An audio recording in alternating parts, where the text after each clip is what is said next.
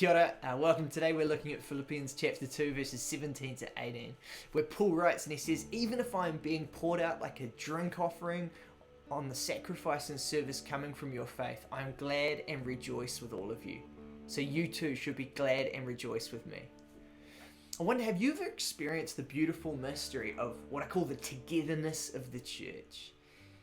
I can remember once when I was at a camp, I was preaching there, and I was just exhausted, feeling incredibly vulnerable, feeling like I was under some form of spiritual attack. And I texted a few people, and there was this moment where I felt people praying for me. I know that sounds bizarre, but I could feel myself being strengthened in my very being, and the togetherness of the church serving in some powerful yet supernatural way for the good of the gospel. It was amazing. And this, as I'm sure you've experienced, the care, it might be in physical, practical ways, or it could be in these ways that seem to transcend what we understand. These seem to be expressed the most in hard times, right? Churches come together and grow and give sacrificially together. And I want you to remember the context of what we're reading about today. Paul here is in prison. He's suffering. It's not a nice place, right?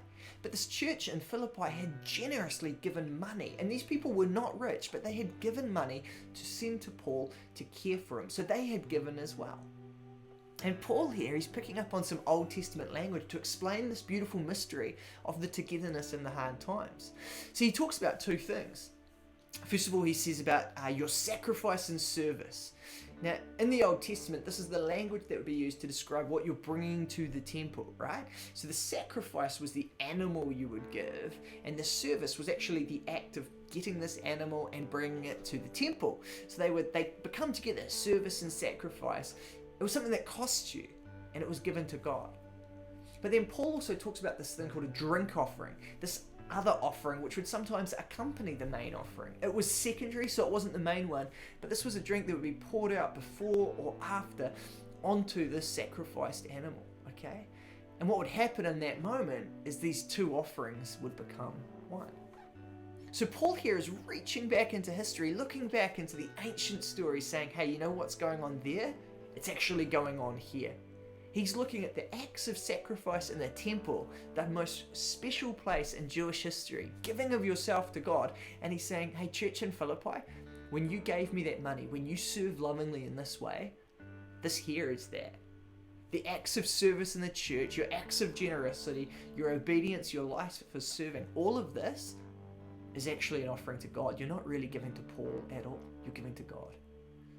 And the interesting thing to note here is he says their act of service and sacrifice mixes with his drink offering, the way his life is being poured out.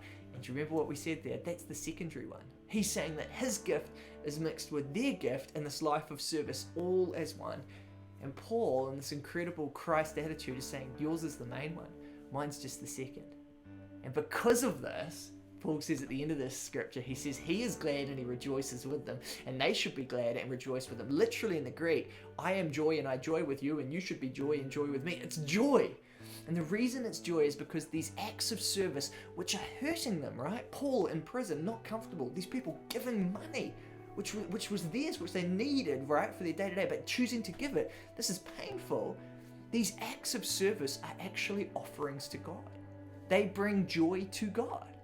And they are mixed together at the church in one big joy offering. So Paul says, the fact that I'm being poured out here brings me joy because it's going to God.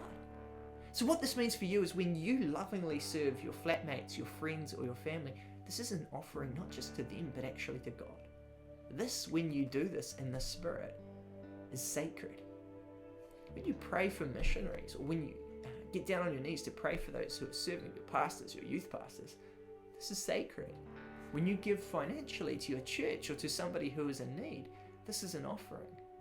And what this does is this brings joy to the mundane because it turns the mundane actions, service when it hurts, giving when it hurts, into an act of joy and into an act of offering to God.